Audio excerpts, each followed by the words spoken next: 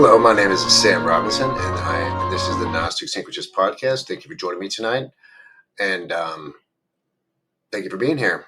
We welcome everyone. So, last episode on the podcast, I was trying to explain and delineate the differences between esoteric and exoteric traditions of spiritual belief and religion, and I went into some of just some of the basics. But in this video, I'd like to highlight some things that are more specific regarding the differences between these spiritual frameworks and systems of knowledge relating to the differences of esoteric traditions versus exoteric traditions. And so we'll go over several of these differences today. So let's begin with, once again, what is the difference between an esoteric and an exoteric tradition? Well, the esoteric tradition of any religion is the inner knowledge and inner spirituality and of concepts related to everything in the tradition, and it's reserved for the priest class. It's reserved for the initiates into that tradition. And in the exoteric tradition of belief, it's the exact opposite. It is for the many. It is for the average people, the average person in the congregation, whether in the old pagan world or in the new world. It's reserved. The esoteric is reserved for the elite, so to speak, and the exoteric is given out only to the masses. And so it diverges greatly along that scheme, and it's largely the case that even in a lot of the your local church, they probably don't even know. They're not the priest class we're talking about, obviously. Most of them went through probably just seminary and got a degree, and now they're a preacher or a pastor or whatever, and they probably never encountered the esoteric Christianity or esoteric Judaism before they did that, or during that time when they were getting so to speak certified to teach their religion, and afterwards, and are not part of this elite priest class that I'm, so to speak, referring to. It is an inner tradition of knowledge versus what is given out as the general tradition to the average people. And it was always separated and distinct in the pagan mystery schools. That this is one of the first examples. So when if you're a student of mythology like I was, who not only grew up reading books on ancient Greek mythology and Norse mythology, but did that even more so when you were an adult. Comparative religious mythology and all that goes with that is very fascinating read. However, here esoteric and exoteric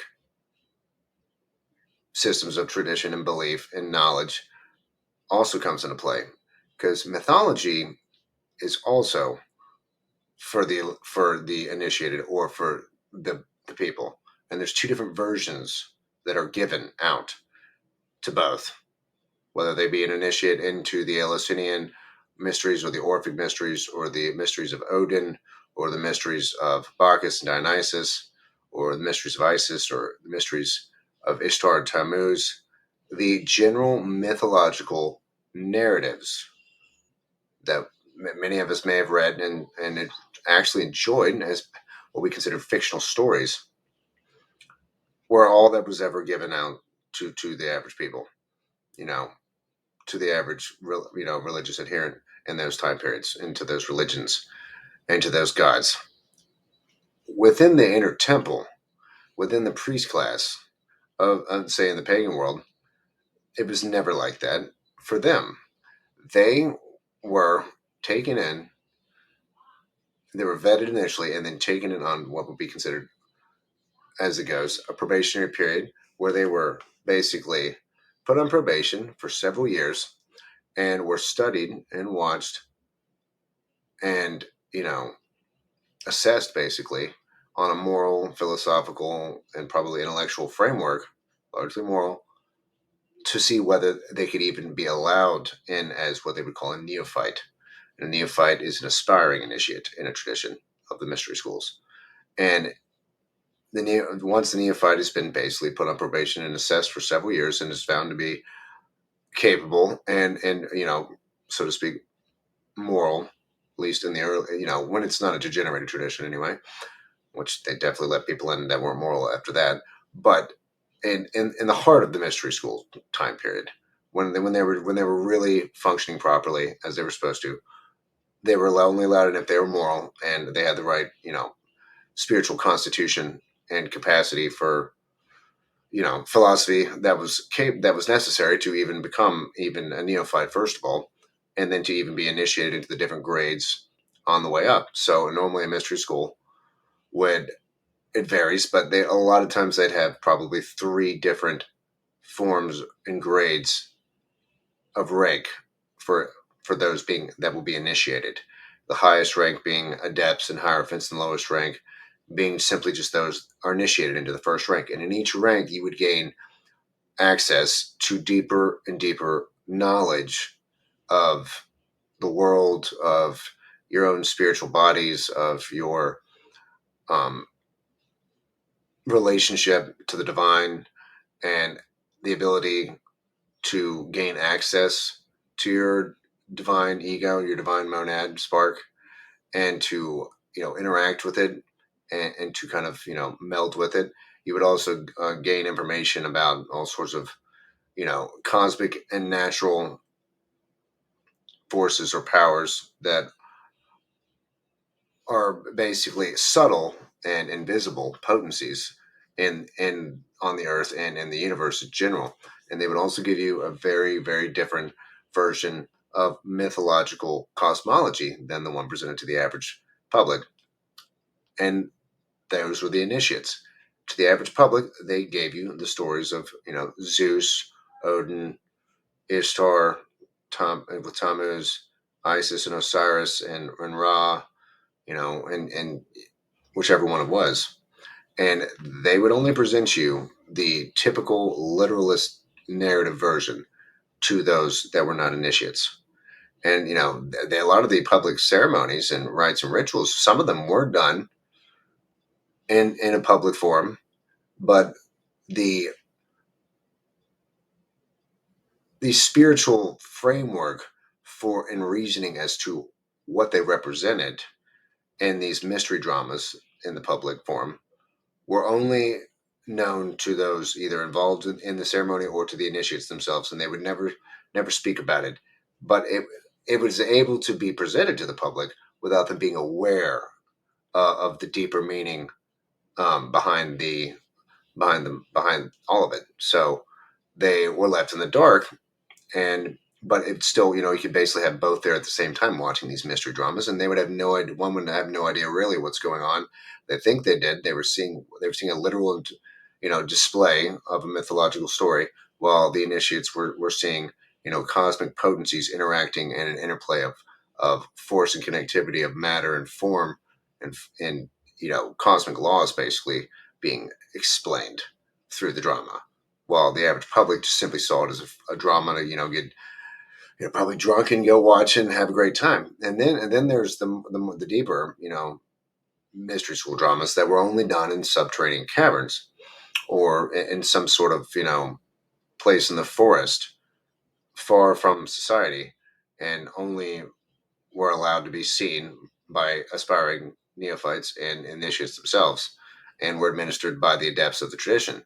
And they were largely done either in the some sort of isolated place in a local forest, or done in particular subterranean caverns or caves, which were also very symbolic as well when they for very good reason, obviously, because after you come out, you're basically reborn when you're initiated. So the concept of going into the earth and coming back out is symbolic of a rebirth and resurrection, and it's part of the reason why Jesus was entombed and then he was reborn. And that's another type of mystery drama. But so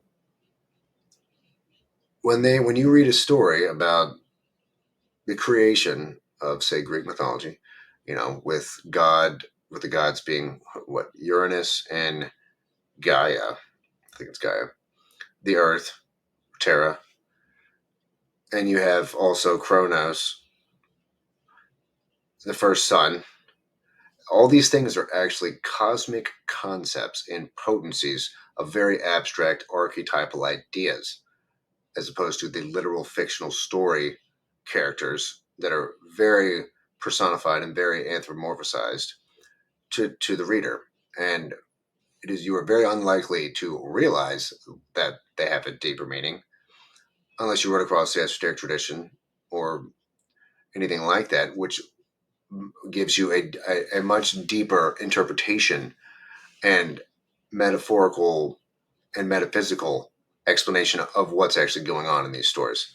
And that's one way that they were able to not only hand these on down through the ages without them being destroyed, because there are two sides to it: the literal side, which will keep it from being destroyed, but there's the deeper side that can be picked up again by future initiates who are able to see through the veil of Isis, so to speak, and gain that insight from the story that's still there in a latent form, in a latent potential form within the story itself, to explain the cosmos in a deeper way than the actual narrative does in a literal way.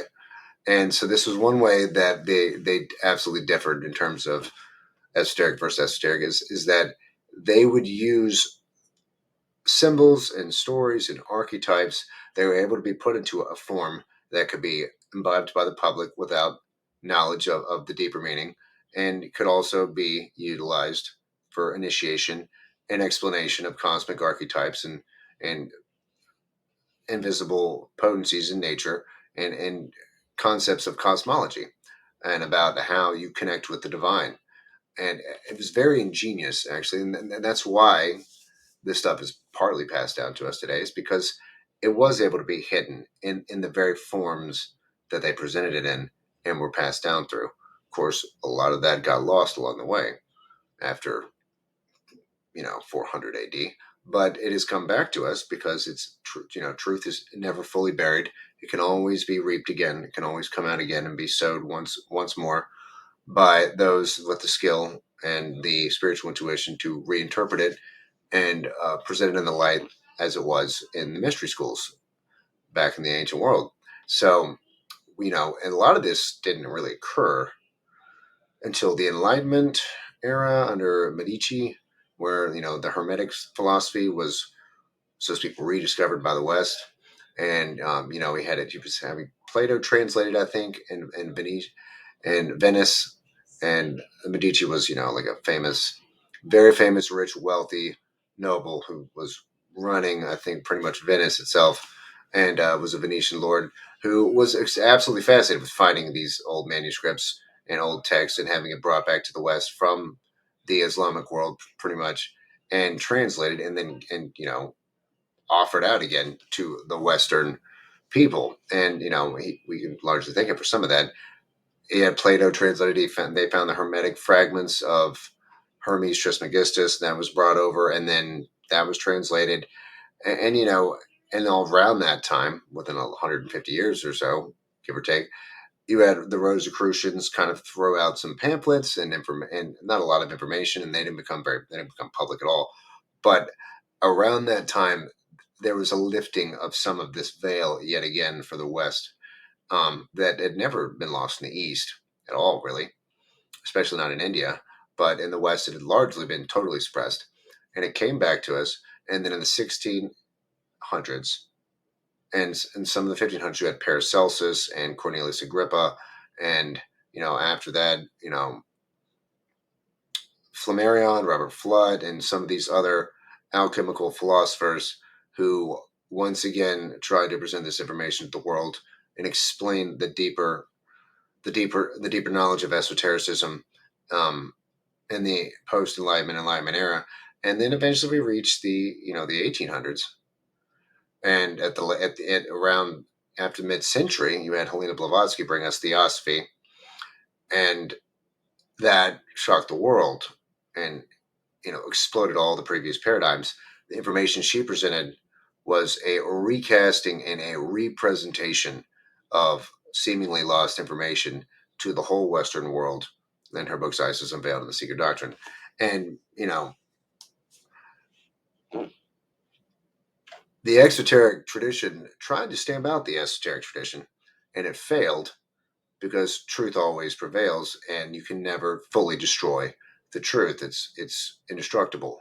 It's always there, ready to be reacquired by another generation. It doesn't matter how long it is; it's always still there. And luckily, some of these texts were not lost. Of course, the amount that were was astounding and staggering to the mind, but it's never been lost. This tradition goes all the way back to ancient Atlantis, thousands, tens of thousands of years ago, and was once universal, a universal tradition. And one of the big things Blavatsky says about the esoteric traditions and the exoteric traditions, so the sacred mystery school tradition and the various exoteric religious creeds that abound now, is that every one of those mainstream world religions are simply fragments of the once universal Atlantean mystery school traditions that used to exist everywhere. Obviously, Atlantis sank, it was destroyed. But what happens when a civilization is destroyed? Well, the whatever priest class was left, so to speak, was disseminated and dispersed throughout the world. They basically were on a sinking land and its landmass, and they went in all directions, and they ended up in various places. So we have, Quetzalcoatl and the in South America and Central America traditions, which was some sort of white, bearded, blue-eyed, seafaring person with people like him that came and taught them everything that they know in those traditions. But you also had them go to Egypt. You had Atlanteans go to, probably Sumeria, Egypt, Central America. They went all over the place. This tradition became dispersed and became thus fragmentary. And Blavatsky in her book tries to explain how in the exoteric systems, there are many, many, many fragments in every mainstream religion of this once whole, universal, sacred, esoteric tradition that was once everywhere. And she does a very good job of showing the similarities and the so to speak fragments that exist in all those different mainstream world religions that actually really seemingly are from an original tradition, because there's so many similarities when interpreted under an esoteric lens and not a dogmatic literalist exoteric lens. And so that's another major difference between esoteric and exoteric systems, is the lens of interpretation you use differs drastically. One's very literal, one's overly solidified, and another one has a diversity of interpretation and expression on many different levels: metaphysical, astronomical, allegorical, metaphorical, astrological, psychological, and physical or literal. While in most exoteric creeds, there's only the one typical type, the literal. It's verbatim. It's the dead letter, as they say. And then I'll probably go into this in my next video. The reason that this matters is because that is a uniting force for humanity, to realize that all their different religious traditions that the way they have fought against each other about for thousands of years are actually just fragments of a singular tradition that could unite them all yet again in a common spiritual brotherhood of humanity. And that's part of what Blavatsky was trying to do, and the people behind her were trying to do, was to resurrect this idea and this knowledge and represent it to the quickly scientifically materializing Western world before they became so crystallized as to be incapable of receiving it, and to try and reignite their spirituality through theosophy and the Theosophical Society and the presenting of this material to the world. And, I can't necessarily, unfortunately, say it totally succeeded, but didn't completely fail either. We still have that information, and it has definitely enlightened plenty of people. Clearly not the majority of us, but it is, we have it. The attempt was made, and we can be thankful for it. So another major difference between esoteric and exoteric systems of belief, specifically, are the conceptions of the deity in the different religions. Now, I'm not going to say that about Buddhism or Hinduism necessarily, because they still have some of the original impress and imprint of esotericism within them. It's just very hard for Westerners to interpret it properly. They think they have thousands of gods. They really have one God that has thousands of expressions of itself through all the different ones. While in the West, we specifically have a one God monotheistic, like totally crystallized monotheistic system of a male patriarchal deity who is not even really part of the universe at all. It's completely, what do they call it? Extra cosmic God, as opposed to an intracosmic God, one that is part of the universe. So that is a major distinction between the esoteric and exoteric creeds.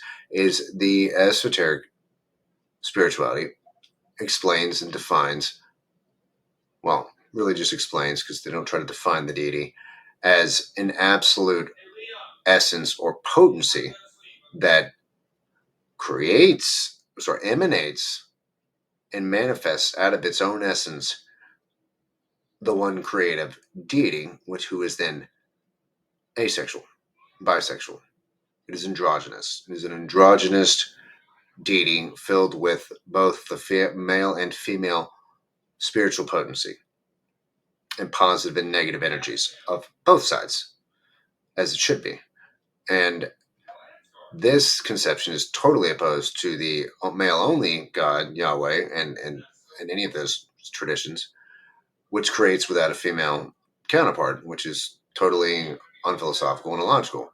So, and then the deity divides into the male and female aspects from being previously androgynous.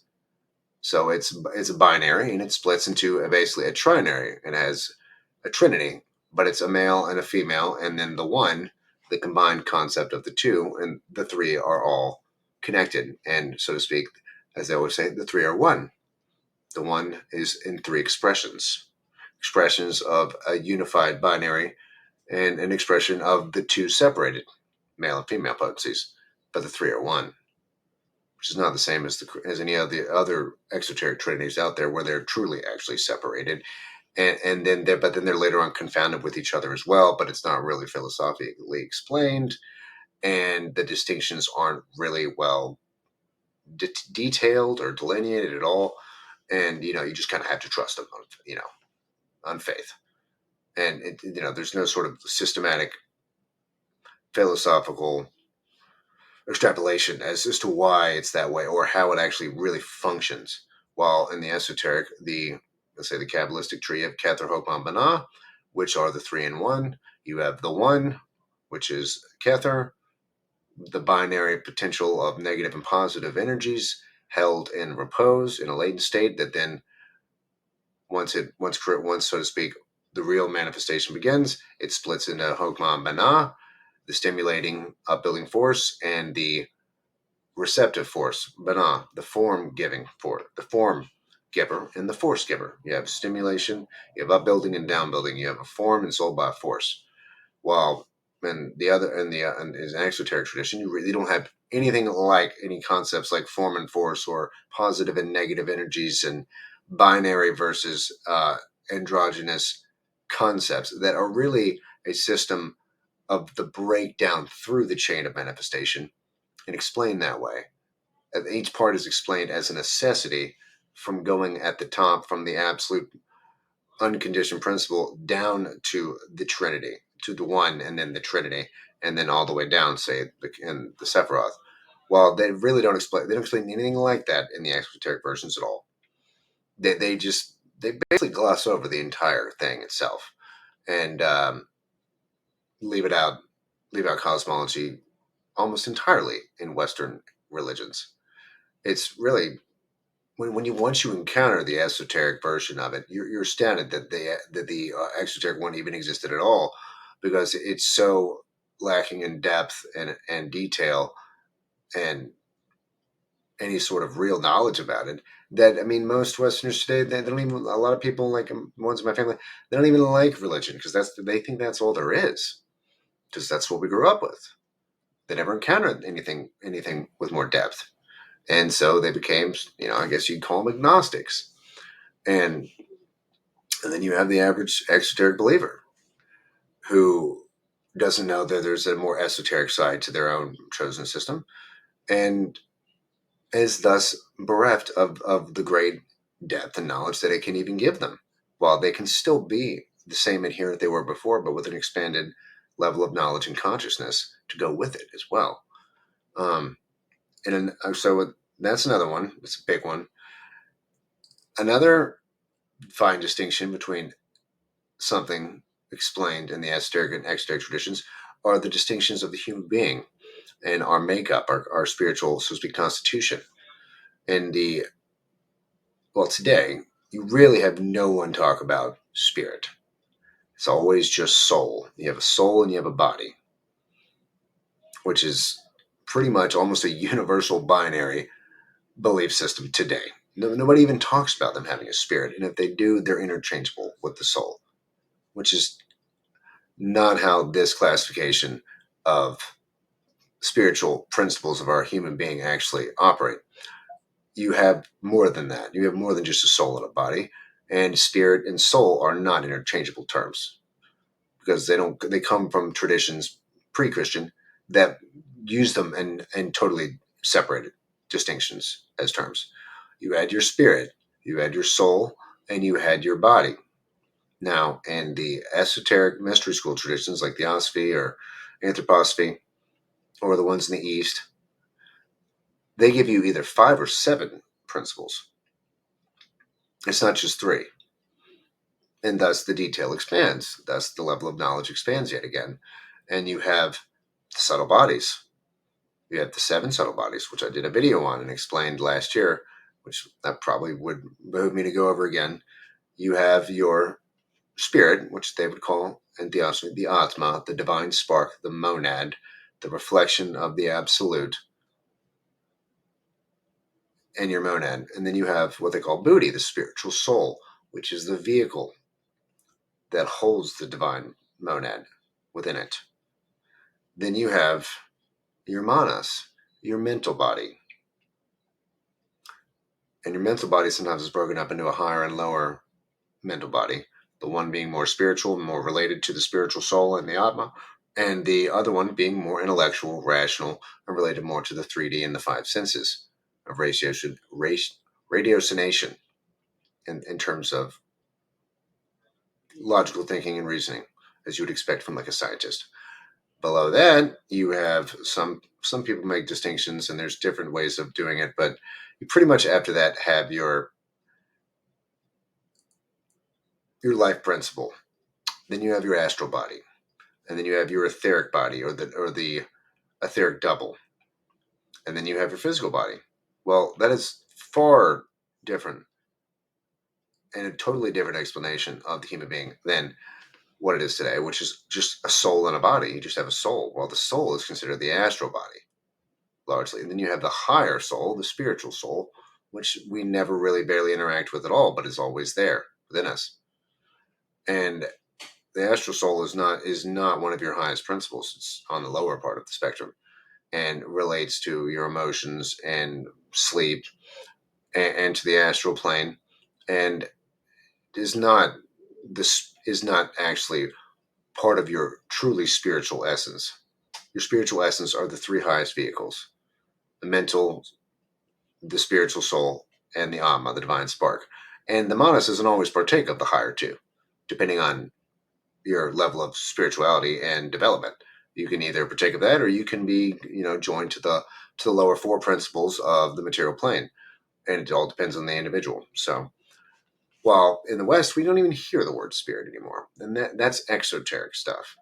In the exoteric traditions, you never hear the word spirit in terms of relating to the human being, that they have a spirit and a soul and a body. Some do make that distinction still, and at least there's that. But a large body of people simply think the two are interchangeable, your spirit and your soul, when they're not the same thing. And so that's another major distinction in the esoteric versus the exoteric traditions, of the explanation of how we are literally comprised as a divine being experiencing this world, and what the nature of our different principles are. It's not explained. And the explanations they do give are very ambiguous. They're very, watered down. If you could even, it's even worse than watered down. That they're basic. They're proletarian. Like, they are absolute bare bones concepts to give, that they give to people, which really barely help them much at all. I mean, and even today, there's a lot of people that are really just materialists and don't ever even think about the soul, much less the spirit, at all. In the digital, scientific, materialistic age we live in today, there's a large body of people, unfortunately, that are probably soul dead and spirit dead at this point. Doesn't mean it has to be. It doesn't mean they will remain that way. But at the moment, the way our environment is structured societally, it is pretty bad, and there needs to be an awakening back to an understanding of the other side of reality, the non-material side, the superphysical side of reality that is reflected into the material side. We're a reflection of the higher planes down into this dense material 3D plane. And when you explain it like that it's a reflection, it's like Plato's cave. Does everybody want to remain in Plato's cave, where they just see the images on the wall? Or do they want to leave the cave, leave the confinement, the mental box of materialism, to an expanded view of spirit and matter, the two working in unison to one is the ensouling force of the divine, and the other is the vehicle for the expression of that divinity, which is the physical body.